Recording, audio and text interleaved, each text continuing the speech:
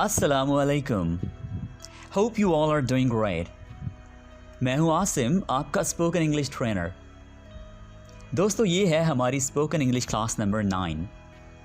इससे पहले हम अब तक 8 क्लासेस कर चुके हैं और उन क्लासेस की प्रैक्टिस भी हम व्हाट्सएप पर कर चुके हैं और हम इस बात को यकीनी बना चुके हैं कि हमने अब तक जो कुछ सीखा है वो परफेक्टली सीख लिया है। दोस्तों, हम जैसे ही व्हाट्सएप की बात करते हैं तो स्टूडेंट्स सबसे पहले क्या करते हैं, हमारे व्हाट्सएप नंबर का पता करते हैं, या अगर हम व्हाट्सएप ग्रुप ज्वाइन करने की बात करें तो बगैर क्लास देखे, बगैर सुने कि हम क्या सिखाना चाह रहे हैं, सिंपली जाकर हमारा व्हाट्सएप ग्रुप ज्वाइन कर लेते हैं और वो वहाँ पर कहते हैं जी कि अब हमें यहाँ पर प्रैक्टिस करवाएं। अब आप बताइए, भला हम आपको क्या प्रैक्टिस करवाएंगे जब आपने क्लास ही नहीं देखी। तो सबसे पहले आप मुकम्मल क्लास देखिए। मुकम्मल क्लास में हर तरह से आपको गाइड किया हुआ है कि आपने कैसे हमारे साथ ये कोर्स करना है और आपकी इंग्लिश परफेक्ट बनानी है, खूबसूरत बनानी है। आपने कैसे अच्छी इंग्लिश सीखनी है। तो दोस्तों, हम अपनी आज की क्लास का आगाज़ करते हैं। सबसे पहले मैं चाहूँगा कि आप कर लीजिए हमारे चैनल को सब्सक्राइब, ताकि आप तक हमारी तमाम क्लासेस बिल्कुल सही वक्त पर पहुँचती रहें और आप प्रैक्टिसेस भी ठीक टाइम पर करते रहें और हम आपको सही टाइम पर फीडबैक देते रहें, यानी आपकी प्रैक्टिसेस चेक करके आपको सही टाइम पर रिस्पॉन्स करें। दोस्तों, हमारे तमाम लेसन्स के नोट्स नीचे डिस्क्रिप्शन में दिए गए लिंक से हासिल किए जा सकते हैं। आप सिंपली लिंक विजिट कीजिए और वहां पर आपको नोट्स मिल जाएंगे। तो चलिए दोस्तों, आज की क्लास शुरू करने से पहले हमारी क्लास नंबर 8 में हमने क्या क्या सीखा, सिर्फ एक नज़र रिवाइज कर लें, अपने जो कॉन्सेप्ट्स हैं उनको रिफ़्रेश कर लें। हमने इसमें सीखा यूज़ ऑफ येट, ठीक है, जिसका मतलब था अब तक, ठीक है, अब तक। फिर हमने सीखा can't help और ing, यानी जब आप अपने आप पर ही कंट्रोल नहीं रख पाते, आप खुद पर काबू नहीं रख पाते, तो आप उस सिचुएशन में अपनी मदद आप नहीं कर पा रहे होते, तो उस सिचुएशन में आप क्या यूज़ करेंगे, can't help एंड ing वाली जो वर्ब होती है जिसको हम प्रेजेंट पार्टिसिपल बोलते हैं, ठीक है, आपने वो यूज़ कर लेनी है और आपने ये बात कहनी है। आप स्पोकन इंग्लिश क्लास नंबर 8 लाजमी देखिए ताकि आपको ये सारी बातें बहुत अच्छी तरह से समझ आ जाएं। वुड यू माइंड का हमने यूज़ सीखा जब हमें बड़े ही अच्छे अंदाज से, मुहज़्ज़ब तरीके से हमें किसी से रिक्वेस्ट करनी होती है, ठीक है। जैसे हम कहते हैं, अगर आप माइंड ना करें तो ये कर देंगे प्लीज़, दरवाज़ा बंद कर देंगे, ठीक है। इस तरह से हम वुड यू माइंड का यूज़ करते हैं। नो लॉन्गर, जब कोई चीज़ मज़ीद मौजूद ना रही हो या वो पहले वाली हालत में ना रही हो, उसके लिए हम यूज़ करते हैं नो लॉन्गर। जब आप किसी काम के करने का सोच रहे हो तो आप यूज़ करते हैं आई एम थिंकिंग ऑफ। क्या यूज़ करते हैं, आई एम थिंकिंग ऑफ, और इसके साथ आप ing वाली वर्ब भी यूज़ करते हैं। तो दोस्तों, आप देखें कि हमने स्पोकन इंग्लिश क्लास नंबर 8 में ing वाले जो फॉर्म्स हैं वो 3 स्ट्रक्चर्स में यूज़ की हैं, ठीक है। सो आप लाजमी ये क्लास देखिए और अपने कॉन्सेप्ट्स मज़ीद स्ट्रॉन्ग कर लीजिए, ठीक है। पूरी क्लास देखिए और इसकी प्रैक्टिस भी हमारे साथ व्हाट्सएप पर कीजिए। तो चलिए दोस्तों, आज की क्लास का आगाज़ करते हैं। सबसे पहले हमारे पास स्ट्रक्चर है I am dying to and first form of the verb. I am dying to और उसके बाद हम क्या यूज़ करेंगे, वर्ब की पहली फॉर्म, ठीक है। अब देखें कि हम ये वाला स्ट्रक्चर किस सिचुएशन में यूज़ करते हैं। मैं तड़प रहा हूँ, जब आप किसी चीज़ को हासिल करने के लिए या किसी चीज़ के लिए आप बहुत तड़प रहे होते हैं, आपकी शदीद ख्वाहिश होती है कि आप वो चीज़ हासिल करें या आप वो काम करें, ठीक है। जैसे कोई अगर मीठी डिश खाने का बहुत ज़्यादा शौकीन है, मिठाइयाँ खाने का बहुत ज़्यादा उसको शौक़ है, ठीक है, उसका दिल चाह रहा है कि वो मिठाइयाँ खाए, तो it means he is dying to eat sweets, he is dying to eat sweets, ठीक है, he is dying to taste sweets. तो आप देखिए, डिफरेंट सिचुएशंस में आई एम डाइंग टू कैसे यूज़ करते हैं। पहली बात तो आप ये देख लें कि यहाँ पर हमने सिर्फ I am dying to use किया है। आप ही इज़ कर सकते हैं, he is dying to, they are dying to. जैसे बाराती जो है वो फॉर एग्ज़ाम्पल बड़ी ही ज़बरदस्त डिश बनी हुई है शादी पे, तो बाराती जो है वो डिश खाने के लिए तड़प रहे हैं, ठीक है। So they are dying to taste that dish, tasty dish, ठीक है। सो दे आर हम यूज़ कर सकते हैं, वी आर यूज़ कर सकते हैं, we are dying to. Okay, कुछ सेंटेंसेस देख लेते हैं। I am dying to order some desserts, I am dying to order some desserts. ये डेजर्ट्स में डबल एस है, इसका मतलब होता है स्वीट डिश, जो हम खाने के बाद खाते हैं, ठीक है। खाने के बाद जो मीठी डिश होती है उसको हम क्या बोलते हैं, dessert. I am dying to order some dessert. I am dying to move to a bigger house. किसी को बहुत ज़्यादा शौक़ हो रहा है, बहुत ज़्यादा तड़प हो रही है कि वो बड़े घर में जाकर रहे। किसी ने बड़ा घर ले तो लिया है लेकिन अब उससे बड़ी बेताबी है, बहुत बेचैनी है, बहुत तड़प रहा है बेचारा कि अब वो बड़े घर में शिफ्ट हो जाए। So it means he is dying to move to a bigger house, he is dying to move to a bigger house. और अगर मैं तड़प रहा हूँ तो मैं क्या कहूँगा, आई एम डाइंग टू, ठीक है। और अगर सब फैमिली मेम्बर्स तड़प रहे हों तो हम कहेंगे they are dying to, ठीक है। अच्छा, एक लड़की है जिसको उसी घर से बहुत प्यार है, वो अब नहीं तड़प रही, उसका बिल्कुल भी नहीं दिल है, तो वो क्या कहेगी, I am not dying to move to new house. मैं नहीं मर रही, मैं नहीं तड़प रही। पता नहीं आप लोगों को क्या है, नए घर में क्या रखा है, मेरा तो इधर ही ज़्यादा दिल लगता है, ठीक है। तो इस तरह से वो कह सकती है, I am not dying to move to the new house. तो इस तरह से not dying to, I am not dying to. फिर हम नेक्स्ट सेंटेंस देख लेते हैं। I am dying to learn more about you, I am dying to learn more about you. मैं आपके बारे में जानने के लिए तड़प रहा हूँ, मज़ीद जानने के लिए तड़प रहा हूँ। टू के बाद first form of the verb, learn, move, order, ठीक है। Talk, I am not dying to talk to her. मैं उससे बात करने के लिए मरा नहीं जा रहा, ठीक है, यानी तड़प नहीं रहा हूँ। जैसे हम कहते हैं कि मैं अगर उससे बात ना करूँ तो मैं मर नहीं जाऊँगा, तो ये उस सिचुएशन में हम यूज़ कर सकते हैं, I am not dying to talk to her, ठीक है। So this is the use of I am dying to, right. इसको हमने डिफरेंट और प्रोनाउंस के साथ भी यूज़ किया है, सब्जेक्ट्स के साथ भी इसको यूज़ किया है। इसको आप पास्ट में भी लेकर जा सकते हैं, ठीक है। She was not dying to, right, he was not dying to, they were not dying to, you were not dying to, ठीक है। तो ये हम इसको was और were के लिहाज से भी यूज़ कर सकते हैं, ठीक है।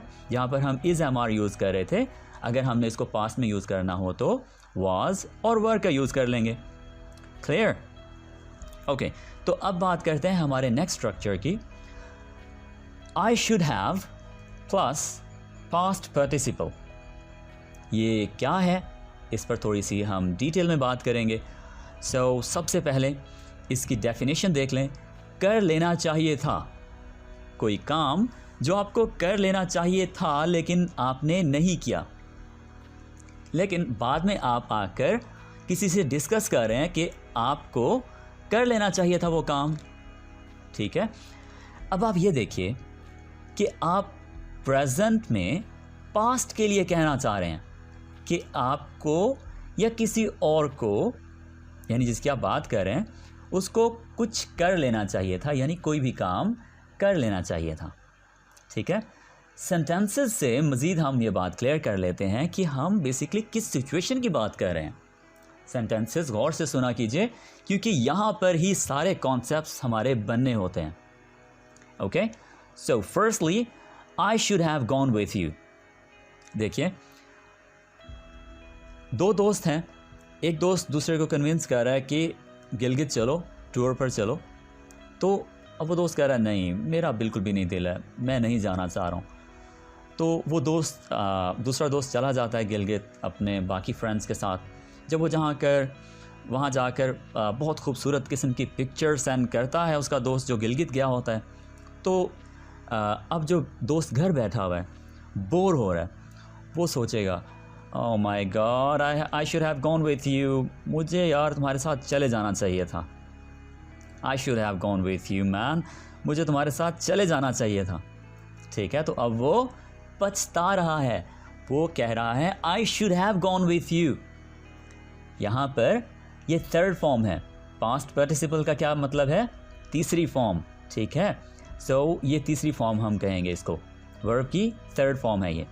I should have gone with you, I should have studied more for my test.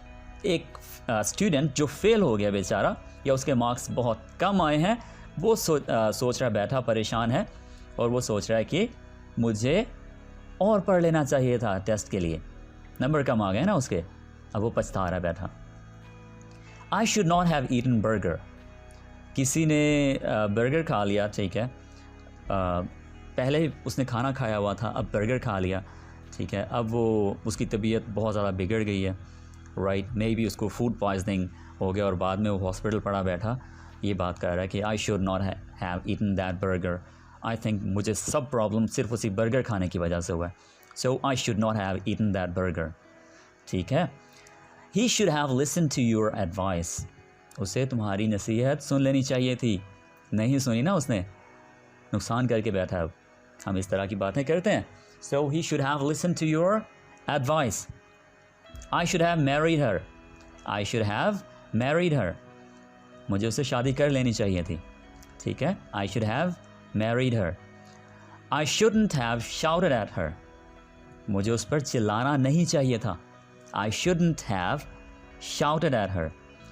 अब यहाँ पर आप ये देखिए कि आई के लिए तो हमने सब कुछ सीख लिया।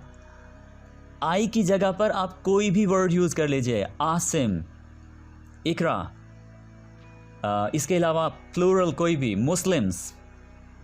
ठीक है, मुस्लिम्स और स्टूडेंट्स, फादर एंड मदर, कोई भी आप वर्ड यूज़ कर लें, कोई भी प्रोनाउन या कोई भी सब्जेक्ट यूज़ कर लें तो इट्स ओके, आप यूज़ कर सकते हैं, यही स्ट्रक्चर ही रहेगा, सिर्फ यहाँ पर सब्जेक्ट चेंज हो जाएगा बस, काम करने वाला। ठीक है, so he should have, right, they should have, इस तरह से हम इसको चेंज कर सकते हैं। सो आप भी जब सेंटेंसेस बनाएं तो कोशिश करें कि थोड़ा सा चेंज लेकर आएँ इसमें।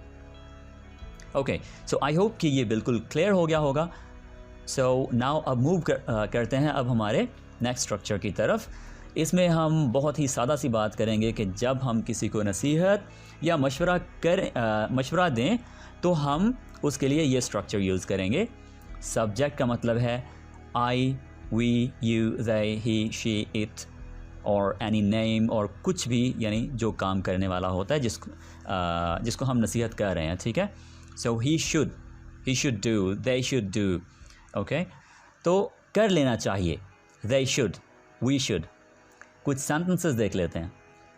सब्जेक्ट है they should go with you, they should go with you, उन्हें तुम्हारे साथ जाना चाहिए, उन्हें तुम्हारे साथ जाना चाहिए। He should study more for his test, ये यहाँ पर एक छोटी सी मिस्टेक है।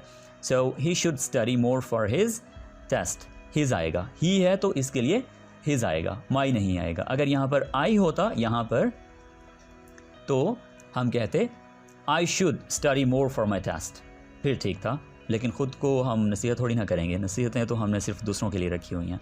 So he should study more for his test.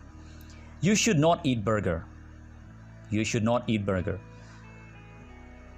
अब जिस दोस्त ने, हमारे पिछले लेसन में जिस दोस्त ने बर्गर खा लिया था, उसको किसी ने कहा था, ठीक है, उसको किसी ने कहा था कि बर्गर नहीं खाओ, तुम्हें बर्गर नहीं खाना चाहिए, तुमने पहले बहुत खाना खाया हुआ है, लेकिन वो बाज नहीं आया, उसने खा लिया।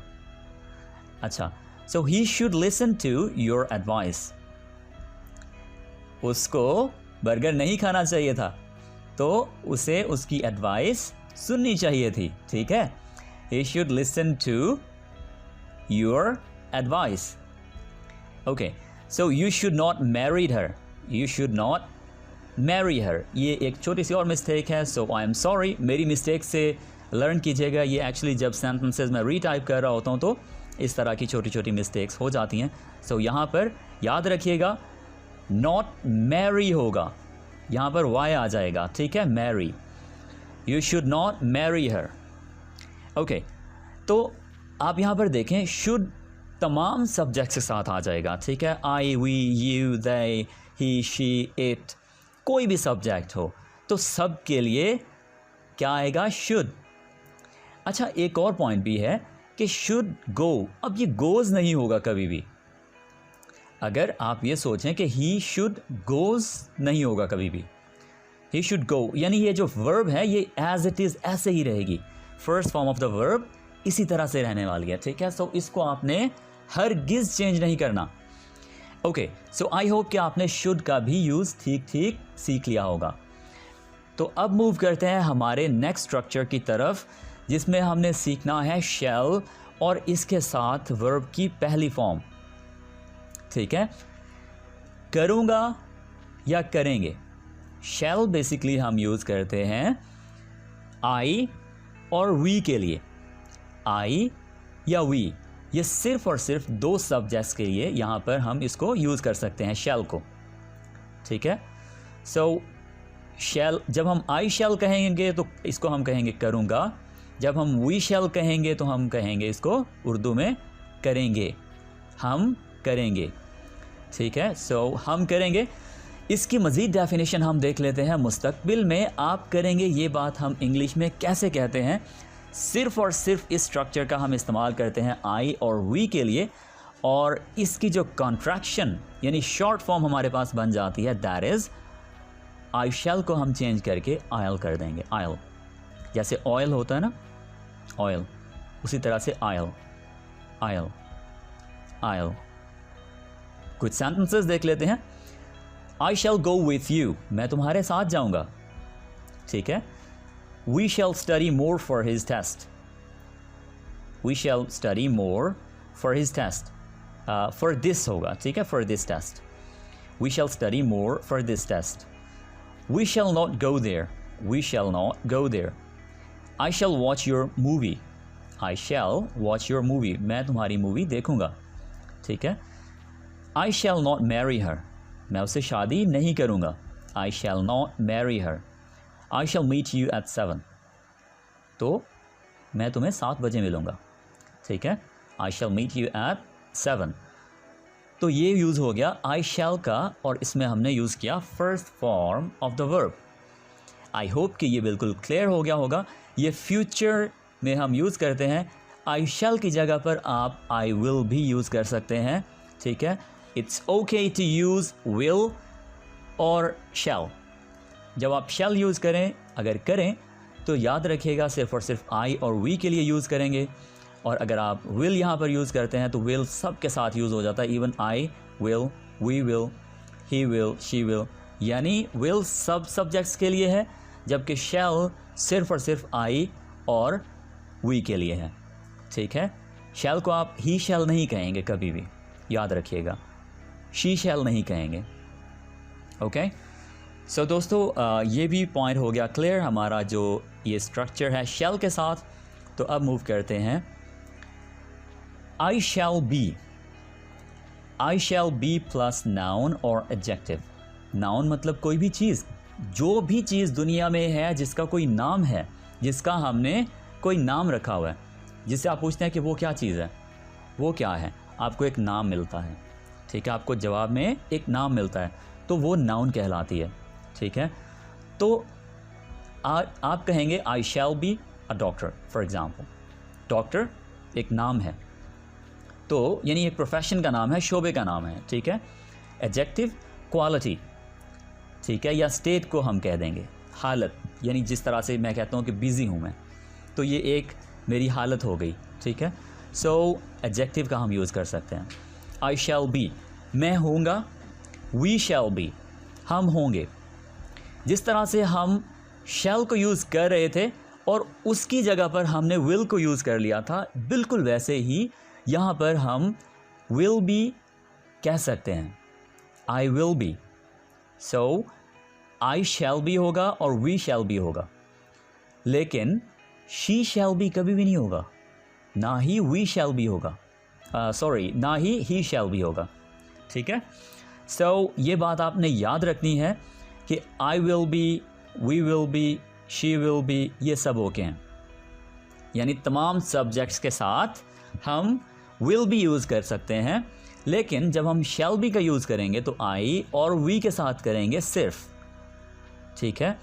सो मुस्तकबिल में किसी टाइम पर आप क्या होंगे, क्या डॉक्टर होंगे, इंजीनियर होंगे, ठीक है, या किस हालत में होंगे, बताने के लिए आप ये स्ट्रक्चर इस्तेमाल करेंगे।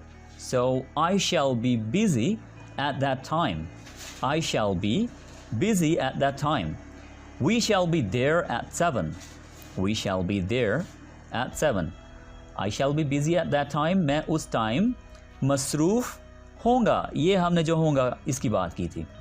We shall be there at 7, हम 7 बजे वहाँ होंगे, ठीक है। वी शैल बी हैप्पी, हम खुश होंगे, तो होंगे की हमने बात की थी शुरू में, ठीक है।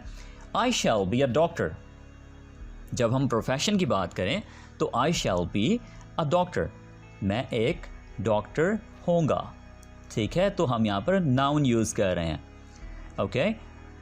सो ये हमारा शैल बी का यूज़ हो गया। शैल बी को हटाकर विल बी भी हम इस्तेमाल कर सकते हैं, ओके। सो अब हम बात करते हैं शैल बी, जिस तरह से हमने पहले बात की कि शैल बी को हटाकर विल बी यूज़ किया जा सकता है, ठीक है। शैल बी को रिप्लेस कर सकते हैं हम विल बी से, लेकिन यहाँ पर सब्जेक्ट्स सब हो जाएंगे फिर, I, we, you, they, he, she, it, सब के लिए हम विल बी यूज़ कर सकते हैं, जबकि सिर्फ और सिर्फ आई और वी के लिए हम यूज़ करेंगे शैल बी, ठीक है।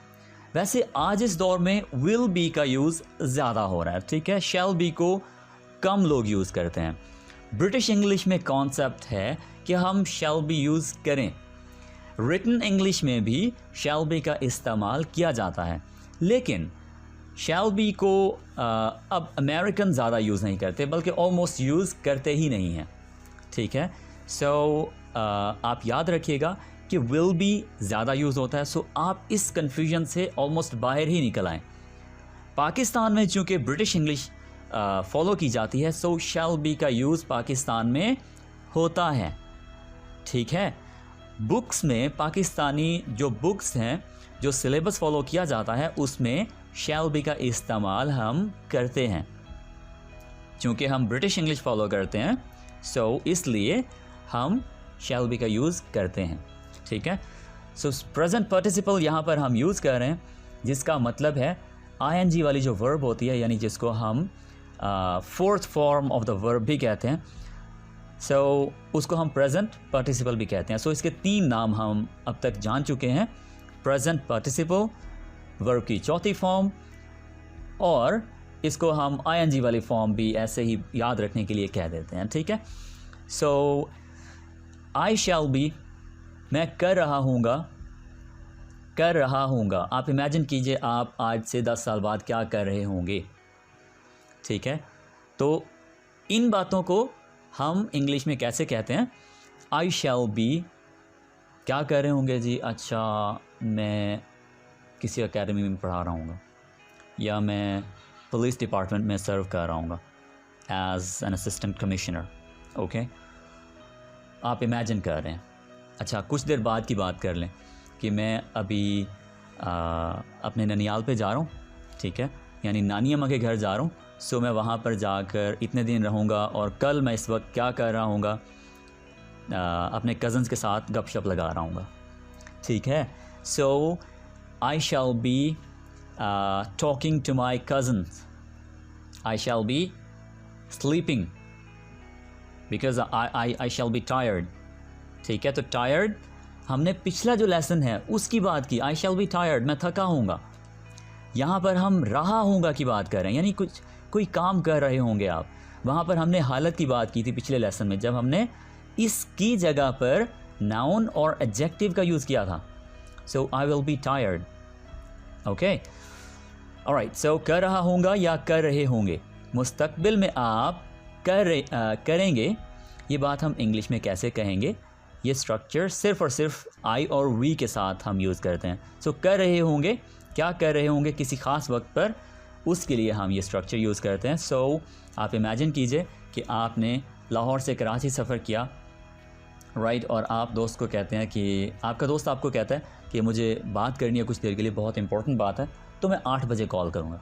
आप कहते हैं नो नो नो, मैं बहुत थका हूँगा एहसन, मुझे बिल्कुल इस वक्त पर कॉल मत करना, ठीक है, मैं उस वक्त बहुत थका हूँगा, मुझे कॉल मत करना, हम कल बात कर लेंगे, दिन में बात कर लेंगे, ठीक है। सो आई शैल बी, वो क्या कहेगा? I shall be sleeping at that time, I shall be sleeping at that time. We shall be studying online, हम ऑनलाइन पढ़ रहे होंगे। क्या पढ़ रहे होंगे? सर आसिम की classes, okay. So we shall be watching video, we shall be watching video, और we shall be watching movie. I shall not be working, मैं काम नहीं कर रहा हूँगा, तो शैल नॉट हो गया, ठीक है, शैल नॉट। सो ये हमने बेसिकली सीखा क्या है, या याद रख लीजिएगा, ये हमने फ्यूचर कंटिन्यूस सीखा है अभी, ठीक है, ये सब फ्यूचर कंटिन्यूस है। कितनी आसानी से आपने सीख लिया फ्यूचर कंटिन्यूस, ओके। सो अब हम बात करते हैं हमारे ऑलमोस्ट एक लास्ट स्ट्रक्चर की, जो कि बहुत ही आसान लेकिन बहुत ही यूज़फुल है, लाजमी याद रखिएगा। हम किसी काम पर कितना टाइम लगेगा, इस बात को कैसे कहेंगे? बड़ा ही सादा सा स्ट्रक्चर है। सबसे पहले हम उस काम के लिए कहेंगे इट टेक्स, यानी इस पे लगता है, ठीक है, इस पे लगता है, इट टेक्स। फिर हम टाइम बोलेंगे कितना, 2 आवर्स, 3 आवर्स, 4 डेज, 6 ईयर्स, ठीक है, वो टाइम हम यहाँ पर रख लेंगे। वो टाइम यूनिट्स में होगा, यानी कह लीजिए कि minutes, hours, years, months, okay, units में हो जाएगा। 1 आवर, 2 आवर, 6 डेज, 2, और फिर कि काम हम क्या कर रहे हैं उसकी बात करेंगे, ठीक है। फॉर एग्ज़ाम्पल कहीं जाने पे कितना टाइम लगता है, खाना बनाने पे कितना टाइम लगता है, ये बिल्डिंग बनाने पे कितना टाइम लगता है, ठीक है, तो इसको हम कैसे कहेंगे? It takes 3 years to complete this building. It takes 3 years to complete this building. ठीक है, यानी इस बिल्डिंग को तामीर करने में 3 years लग जाएंगे, या लगेंगे, या लगते हैं, ठीक है। It takes 3 years to complete this building. कुछ और sentences देख लेते हैं ताकि हमारे concepts strongly built हो जाएं.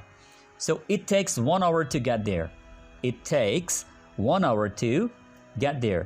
वहाँ पहुँचने में 1 घंटा लगता है. वहाँ पहुँचने में 1 घंटा लगता है. It takes, फिर हमने time यूज़ किया, फिर to, फिर get. Get क्या है? Verb ये वाला. ठीक है? So get there. It takes years to learn to play guitar. It takes years, यानी सालों लगते हैं, to learn to play guitar, यानी सीखने के लिए. ठीक है, गिटार बजाना सीखने के लिए, play guitar मतलब गिटार बजाना. Okay, so it takes me 1 hour to cook. It takes me 1 hour to cook, यानी मुझे ये पकाने में 1 घंटा लगता है या लगेगा. Both are correct. So it takes 6 months to learn advanced English. ये correct है. कैम्ब्रिज के भी जो advanced courses हैं वो 6 months के होते हैं. ठीक है. So it takes 6 months to learn advanced English. तो अगर आप हमारे साथ भी advanced English का कोर्स करते हैं तो almost it takes 4 to 5 months, वो भी इंडिविजुअल क्लासेस के लिए जहाँ पर सिर्फ और सिर्फ एक स्टूडेंट होता है और एक टीचर होता है, पूरी क्लास नहीं होती. ठीक है. Okay, so it takes no time to subscribe channel. तो आप क्यों नहीं कर रहे सब्सक्राइब? कमेंट भी किया कीजिए और वीडियो का लाइक भी करें लाजमी. ओके सो अब हमने करना क्या है, इसकी करनी है प्रैक्टिस, जो कि सबसे ज़्यादा इम्पोर्टेंट है। सबसे पहले आप कीजिए एक काम कि इस पिक्चर का आप स्क्रीनशॉट लीजिए, ठीक है, ताकि आपके पास ये वाले जो वर्ड्स हैं, स्ट्रक्चर्स हैं, ये आपके पास सेव हो जाएं और इन्हीं की आपने बाद में जाकर प्रैक्टिस करनी है। पहले ये आप पिक्चर सेंड करेंगे हमारे व्हाट्सएप ग्रुप्स में। अगर आपका जेंडर मेल है, ठीक है, आप बॉय हैं, तो आप हमारे साथ ग्रुप ज्वाइन करेंगे हमारा व्हाट्सएप का और वहाँ पर सेंड कर देंगे ये प्रैक्टिस, इमेज सेंड करेंगे और उसके बाद सिंपली इन सब पर 3-3 सेंटेंसेस बनाएंगे, ठीक है, और सेंड कर देंगे। वॉइस में भी आप ज़रूर प्रैक्टिस कीजिए और अपना नाम भी मेंशन कीजिए।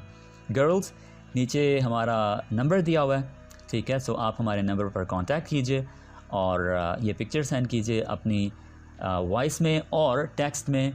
ये आपने प्रैक्टिस सेंड करनी है, हम आपकी प्रैक्टिसेस चेक करेंगे और आपको फौरी रिस्पॉन्स करेंगे इंशाल्लाह, ताकि आप जहाँ पर मिस्टेक करें, जहाँ पर वीक हों, हम वहाँ पर आपकी हेल्प करें और आप हमारे थोड़े से टाइम से बहुत अच्छा सीख जाएं।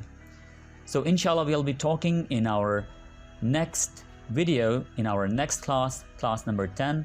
Till then, take care. Allah Hafiz.